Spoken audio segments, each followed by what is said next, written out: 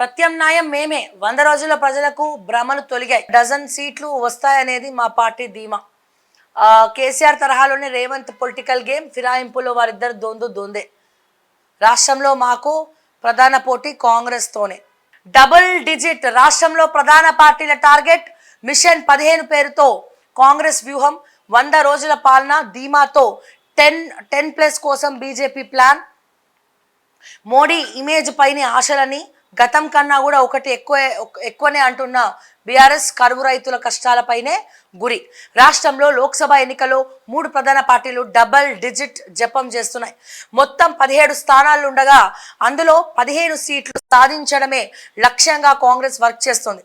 రాష్ట్రంలో ప్రస్తుతం అధికారంలోకి వచ్చినందున లోక్సభ ఎన్నికల్లోనూ కూడా 15 సీట్లను సాధించి పవర్ఫుల్ గా మారాలని కోరుకుంటుంది.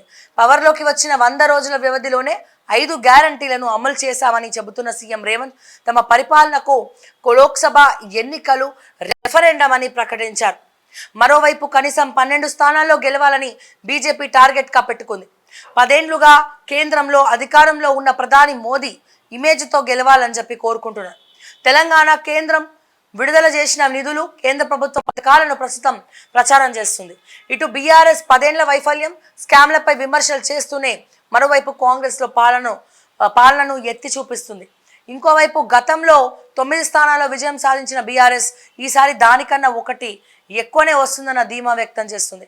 కరువు, కరెంటు కోతలు, తాగునీటి కోసం తలెత్తిన ఇబ్బందులను లోక్సభ ఎన్నికల్లో అస్త్రాలుగా వాడుకుంటోంది. కేసీఆర్ చేయబోయే బస్సు యాత్రలో ప్రధానంగా కరెంటు కోత గురించి, రైతు బంధు గురించి, రుణమాఫీ గురించి, ఈ నీళ్లు గురించి, బావులు ఎండిపోవడం గురించే ప్రధాన ఎజెండాగా ఎత్తి చూపించే ప్రయత్నం అయితే జరగబోతోంది. చూద్దాం. అసెంబ్లీ ఎన్నికల్లో బీఆర్ఎస్ ఓటింగ్ కి కాంగ్రెస్ కి మధ్య కేవలం 1.79% ఓట్ల తేడా మాత్రమే ఉంది. మరి ఒకవేళ ఇది వాస్తవం అయితే ఇప్పుడు లోక్సభలో మరి ఏం జరగబోతోంది? సో గతంలో 9 ఎంపీ స్థానాలను గెలుచుకున్నటువంటి బీఆర్ఎస్ పార్టీ ఇప్పుడు ఒక్క సీట్ అయినా గెలుచుకుంటుందా? అంటే వాళ్ళు బీఆర్ఎస్ తరపున మాత్రం వాళ్ళు ఇక 9 కన్నా ఎక్కువ వస్తాయి అనుకుంటారు, కానీ ఒక్క సీట్ అయినా గెలుచుకుంటుందా అన్న క్వశ్చన్ అనేది బాగా రైజ్ అవుతా ఉంది. ఎందుకంటే ఇప్పుడు పదే మాట్లాడే ఫోన్ ట్యాపింగ్లు కావచ్చు, ఈ ఐఏఎస్ ఆఫీసర్ల అవినీతి కావచ్చు, సో ఇవన్నీ కూడా చూస్తూ ఉంటే ప్రజలకు భయం అనేది వస్తూ ఉంది యాక్చువల్గా. సో దీనివల్ల ఏం జరుగుతుంది అనేది కూడా ఒక క్వశ్చన్ మార్క్ ఎక్స్క్లమేటరీగా మిగిలిపోతుంది. సో మొత్తానికి ఎవరికి వాళ్ళు డజన్ సీట్లు 12 హ్యాట్రిక్ కొడతాం, లేకపోతే 13, 10 వస్తాయి, 11 వస్తాయి అని చెప్తా ఉన్నారు. బట్ ఇక్కడ బహిరంగ సభలు పెడితే కూడా ఏ పార్టీ బహిరంగ సభ పెట్టినా జనాలు పోటెత్తి పోతా ఉన్నారు, కానీ ఓట్లు మాత్రం ఎవరికి వేస్తారు అనేది కన్ఫ్యూజన్ స్టేట్లో ఉన్నారు. బట్ ఒకటి ఇక్కడ ఆల్రెడీ కాంగ్రెస్ కేసినాం, బీఆర్ఎస్ కేసినాం, ఇక్కడ మిగిలింది బీజేపీ కాబట్టి దాన్ని కూడా వేసేద్దాం అన్నట్టు కొంతమంది ఉంటే, ఇంకొంతమంది ఏ రాయితే ఏంద్రని ఆయన నెత్తి వల్ల కొట్టుకోనికి అన్నట్టు ఏదో ఒక దానికి వేసి పడేస్తాంలే, ఆ టైంకి ఏది గుర్తొస్తే అది వేసేస్తాం అన్నది జోరుగా మాట్లాడుకుంటా ఉన్నారు. సో ఇట్లా ఉంది ప్రజల పోకడ. మరి చూద్దాం ఏం జరగబోతోంది, మరి ఎన్ని సీట్లు రాబోతున్నాయి అనేది మనం వేచి చూడాల్సిందే. కోమటిరెడ్డికి సీఎం అర్హత, సొంత ఆస్తులు కరగబెట్టి ప్రజలకు సేవ చేశారు. బీఆర్ఎస్ హయాంలో అంతా అవినీతి, మా ప్రభుత్వాన్ని కూలుస్తామంటే నల్గొండ ప్రజలతో కొట్టిస్తాం. భువనగిరిలో బీఆర్ఎస్కు బీజేపీ మద్దతు, చామల గెలిస్తే భువనగిరిలో ట్రిపుల్ ఇంజన్ సర్కార్. ఓహో, వాళ్ళు డబుల్ ఇంజన్ సర్కార్ అంటే మీరు ట్రిపుల్ ఇంజన్ అంటారు. బట్ ట్రిపుల్ ఇంజన్ సర్కార్ అంటే ఏంది? 15 ఆగస్టు లోపు రైతు రుణమాఫీ చేస్తాం ముఖ్యమంత్రి రేవంత్ రెడ్డి. ప్రత్యేక రాష్ట్రం కోసం మంత్రి పదవిని వదులుకున్నారు. భూమికి మూరెడు లేని వాడికి చెబుతున్నా, మందులో సోడా కలిపి కోమటిరెడ్డి బ్రదర్స్ ఈ స్థాయికి రాలేదట. ఫైనల్ లిస్ట్ కోసం వెయిటింగ్. 3 స్థానాల్లో కాంగ్రెస్ అభ్యర్థుల పేర్లపై ఉత్కంఠ. ఖమ్మం, కరీంనగర్, హైదరాబాద్ సెగ్మెంట్లు పెండింగ్లోనే. ఇప్పటికే ఊపందుకుంటున్న నామినేషన్లు, ఇతర పార్టీల ప్రచారం, క్యాండిడేట్ల ఖరారైనట్టు సోషల్ మీడియాలో ప్రచారం.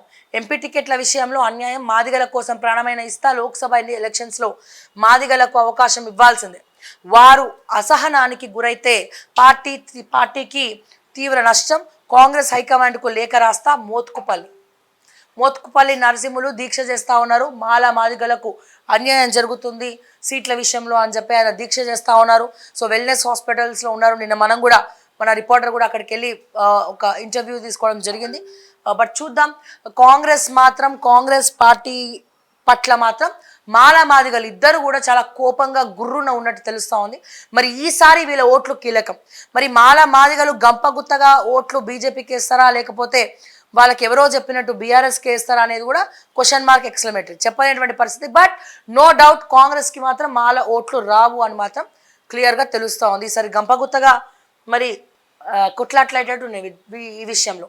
బట్ భువనగిరి మాత్రం గెలుపు బూర నరసయ్య గౌడ్ది అంటా ఉన్నారు.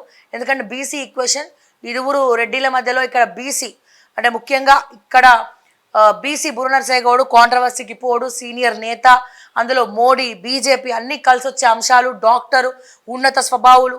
బట్ బూర నరసయ్య గౌడ్ గెలుపుని ఎవరు ఆపలేరు అని చెప్తా ఉన్నారు గ్రౌండ్లో.